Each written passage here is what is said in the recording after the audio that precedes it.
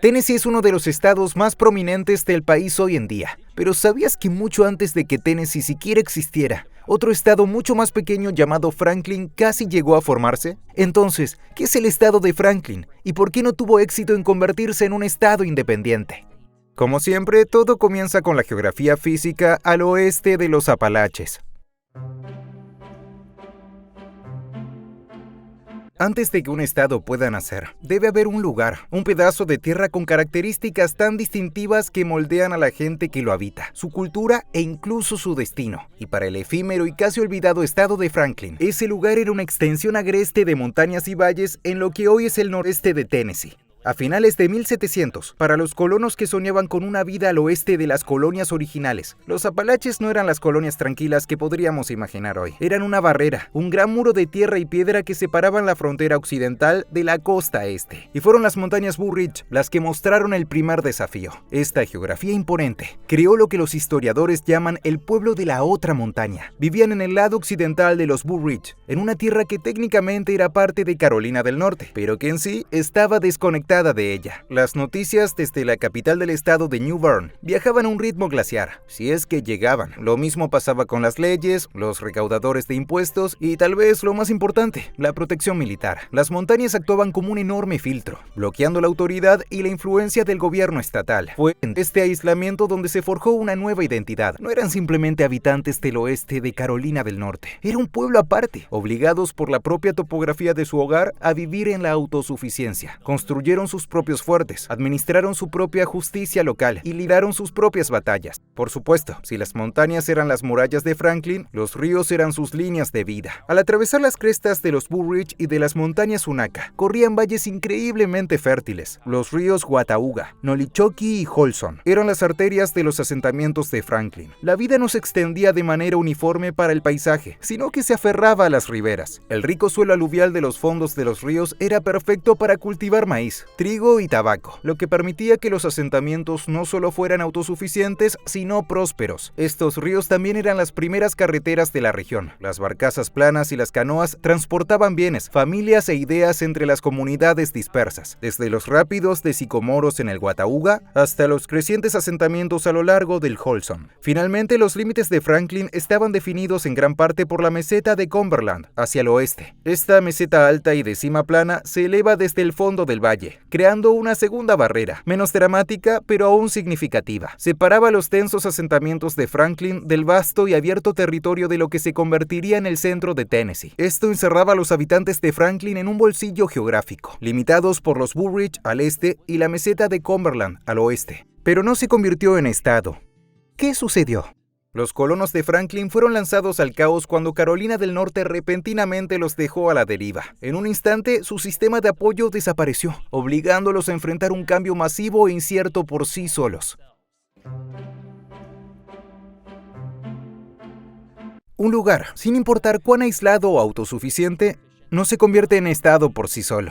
Requiere una chispa política, un momento en que la gente que habita el área decide que su identidad compartida y sus necesidades comunes deben formalizarse en un gobierno. Para la gente de la otra montaña en la década de 1780, viviendo a la sombra de los Apalaches, esa chispa no vino de una declaración de ideales, sino de un acto de abandono. Pero volvamos justo después de que terminó la Guerra de Independencia de Estados Unidos. El recién formado país era una confederación débil de estados, y el gobierno nacional estaba debilitado y con muchas deudas. Carolina del Norte, como otros estados, debía una suma importante por su participación en el esfuerzo bélico. Al mirar hacia su vasto y rebelde territorio occidental, la tierra que se convertiría en Franklin, los legisladores estatales vieron más una carga que un activo. Era costoso protegerlo de los ataques de los pueblos nativos, difícil de gobernar a través de la barrera montañosa y generaba casi nada de ingresos fiscales. Así que en junio de 1784 llegaron a lo que parecía una gran solución. Ofrecieron todo ese territorio occidental al gobierno federal a cambio de perdonar la deuda de guerra de Carolina del Norte. Para los casi 25,000 colonos de los ríos Watauga, Nolichoki y Holson, esto fue una traición catastrófica. Carolina del Norte los había lanzado a un limbo político. El estado había renunciado a su reclamo, pero el gobierno federal aún no había aceptado el territorio. En ese vacío de poder, los colonos quedaron sin estado, sin protección legal, sin tribunales, ni siquiera una milicia formal. Así que, sintiéndose totalmente abandonados, hicieron lo que la geografía de su hogar les había enseñado a hacer: tomar el asunto por sus propias manos. En agosto de 1784, solo 2 meses después, delegados de los condados del oeste se reunieron en la ciudad de Jonesboro. Su solución al problema de no tener estado fue simple: formarían su propio estado. Liderados por el carismático héroe de la Guerra de Independencia y hombre de frontera, John Sevier, redactaron una constitución. El nombre pronto fue cambiado a Franklin, un movimiento político astuto diseñado para ganarse el favor del influyente Benjamin Franklin en su búsqueda de reconocimiento federal. En marzo de 1785, John Sevier fue elegido gobernador y el estado de Franklin se convirtió en realidad. Estableció sus propios tribunales, organizó una milicia y negoció tratados con las tribus Cherokee vecinas. Por un breve periodo, la gente de la otra montaña hizo realidad un estado con pura voluntad.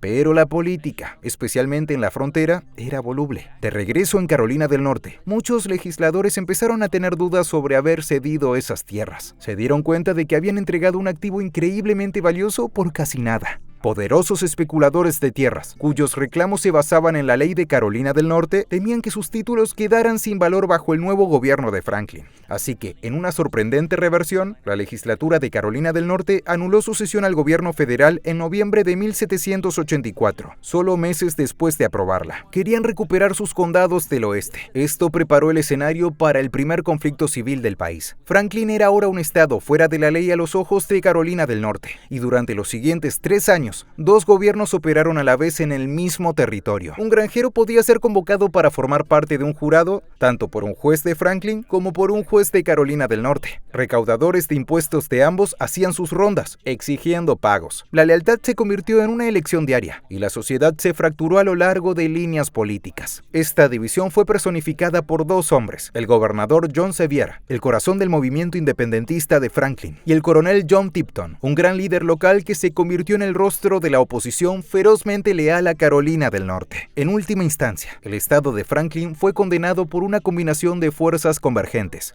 Primero, fracasó en lograr su meta más crítica, el reconocimiento federal. A pesar de las gestiones de Sevier, el Congreso Continental, atrapado en su propia política interna, nunca votó a Franklin en la Unión. Sin esa legitimidad, no era más que una rebelión. Segundo, las divisiones internas empeoraron cuando Carolina del Norte ofreció astutamente perdones y exenciones de impuestos a cualquiera que renunciara a Franklin y reafirmara su lealtad. Finalmente, el naciente estado era económicamente inestable, llegando a aprobar una ley que permitía pagar salarios con bienes como lino, tocino o pieles de venado, una señal de su desesperación. El final no llegó con un voto, sino con un suspiro y un disparo. En febrero de 1788, el conflicto entre los gobiernos rivales culminó en la Batalla de Franklin, un asedio a pequeña escala donde los hombres de Sevier rodearon la granja de Tipton. La confrontación fue un fracaso total para Sevier y destrozó cualquier autoridad que su gobierno pudiera haber tenido.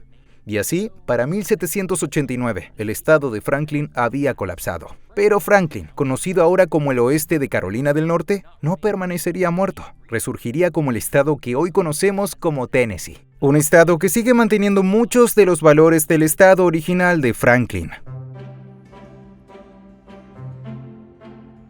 Cuando el improvisado gobierno del estado de Franklin se desintegró en 1789, su sueño de independencia pareció, al principio, haber desaparecido para siempre. Su gobernador, John Sevier, era un rebelde indultado y su territorio estaba nuevamente bajo el firme control de Carolina del Norte. Pero el colapso de Franklin no fue el final de la historia, fue solo el comienzo. Los mismos ideales que dieron vida al estado perdido, la demanda de protección, representación y autodeterminación, no murieron con él, sino que resurgieron de las cenizas para convertirse en los pilares fundamentales de un nuevo estado permanente, Tennessee. Con todo el caos que trajo, el casi estado de Franklin le enseñó a Carolina del Norte una valiosa lección. No podía gobernar eficazmente su territorio occidental al otro lado del muro de los Apalaches. El intento de hacerlo había sido costoso y vergonzoso. Y así, solo meses después del colapso de Franklin, un gobierno federal renovado, que ahora operaba bajo una constitución mucho más fuerte, ofreció un nuevo camino. A finales de 1789, Carolina del Norte cedió cedió sus tierras occidentales de manera definitiva. Ese acto creó el territorio de los Estados Unidos al sur del río Ohio, más conocido como el territorio del suroeste. Fue un paso intermedio crucial que los habitantes de Franklin nunca tuvieron. En lugar de ser descuidados por una lejana capital estatal, los colonos estaban ahora bajo la supervisión y protección directa del gobierno federal. El presidente George Washington nombró a William Blount, un respetado político de Carolina del Norte, como gobernador territorial. Resultó que convertirse en territorio era lo que los habitantes originales de Franklin necesitaban. Con ello, los colonos recibieron el apoyo que deseaban. Fondos federales y tropas ayudaron a asegurar la frontera contra ataques, un problema que había sido uno de los principales catalizadores del movimiento original por la independencia. Y el gobierno federal estableció un proceso claro y ordenado para resolver los reclamos de tierras, poniendo fin al caos legal que había plagado la región bajo el doble gobierno.